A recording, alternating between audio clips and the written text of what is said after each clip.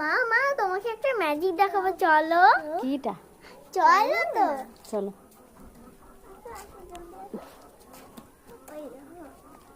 কি জিনিসটা?